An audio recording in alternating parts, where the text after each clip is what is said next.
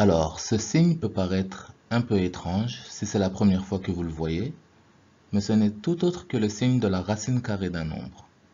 C'est un signe tel un V avec le nombre en dessous du signe. Ici, c'est la racine carrée du nombre A.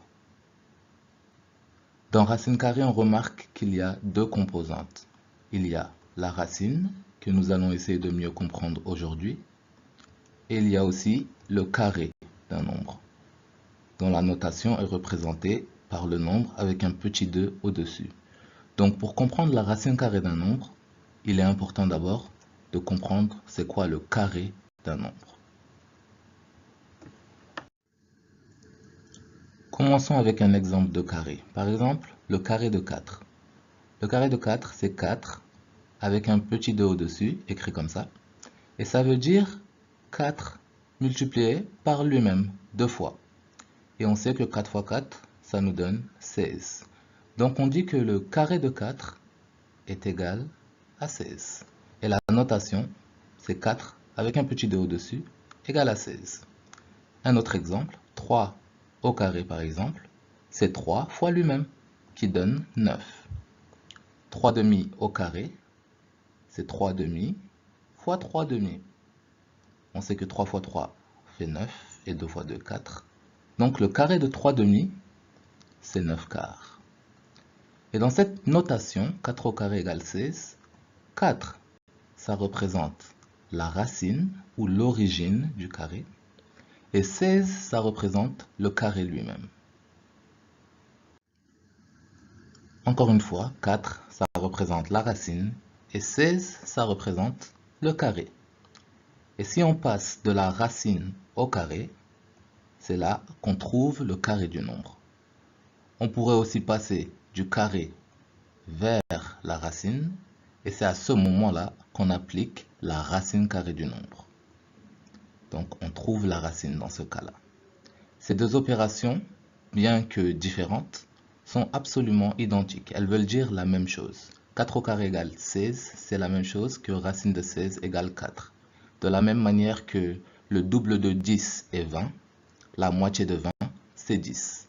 Les deux notations sont différentes, mais sont équivalentes tout de même. Donc, 3 au carré est égal à 9. C'est la même chose que racine de 9 égale à 3. 3 demi au carré égale à 9 quarts. C'est la même chose que racine de 9 quarts égale à 3 demi. Et de manière plus générale, A au carré est égal à B si racine de B est égale à A.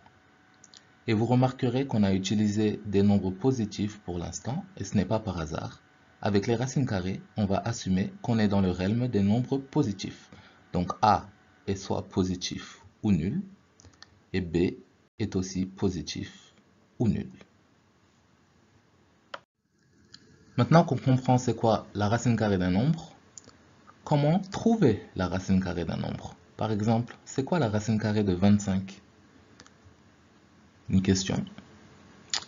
Et bien pour trouver la racine carrée de 25, on se pose la question, quel nombre multiplié par lui-même me donne 25? Et le nombre en question représente la racine carrée de 25. Quel nombre fois lui-même donne 25? Vous pouvez deviner, c'est bel et bien 5, car 5 fois 5 donne 25. Donc la racine carrée de 25, ce n'est tout autre que 5. Beaucoup d'élèves demandent, pourquoi pas moins 5 fois moins 5, monsieur? Car moins 5 fois moins 5 donne bel et bien 25. Moins fois moins donne plus. Donc on obtient un nombre positif. Et la réponse, c'est que la racine carrée d'un nombre, comme on l'a bien défini, est toujours positive. Donc on choisit toujours la racine positive pour trouver la racine carrée. Un autre exemple. Par exemple, racine de 14, c'est combien? On se demande encore une fois, quel nombre multiplié par lui-même me donne 14? Est-ce que vous pouvez deviner quel nombre multiplié par lui-même vous donne 14? Ah, c'est beaucoup plus dur. C'est très difficile de penser à un nombre qui multiplié par lui-même donne 14. Ce n'est pas 7 fois 2, parce que 7 et 2 ne sont pas le même nombre. On cherche un nombre qui multiplié par lui-même nous donne 14. Dans ce cas-là, on est obligé d'utiliser une calculatrice car racine carrée de 14 n'est pas un nombre aussi joli qu'on le pense. Sur la calculatrice, on tape 14, ainsi. Ensuite, on tape sur le signe de la racine carrée. Et ça nous donne automatiquement le résultat voulu qui continue infiniment. Donc la racine carrée de 14, c'est 3,741657, etc. Une valeur approchée de la racine de 14, c'est donc 3,74. On l'appelle valeur approchée parce que ce n'est pas exactement racine de 14, mais à 10 puissance moins de près, c'est la racine carrée de 14.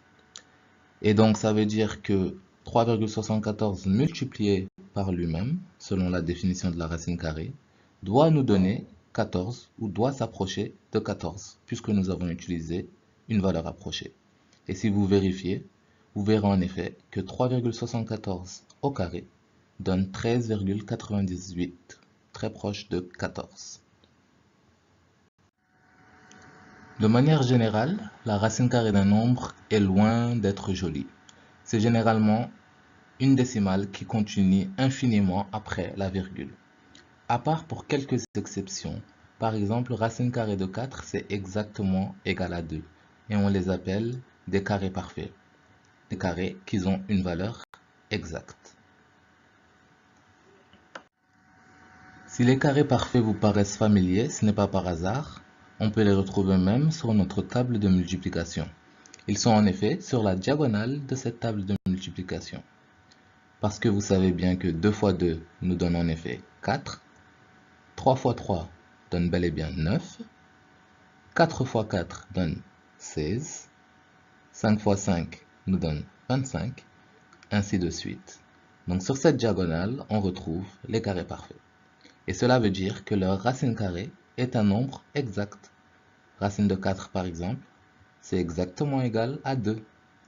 Racine carrée de 9, exactement égal à 3. Racine carrée de 16, exactement égal à 4.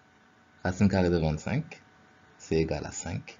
Ainsi de suite pour tous les carrés parfaits. Et c'est pour ça qu'ils sont importants et qu'il est impératif de se rappeler de ces quelques chiffres avec les racines carrées.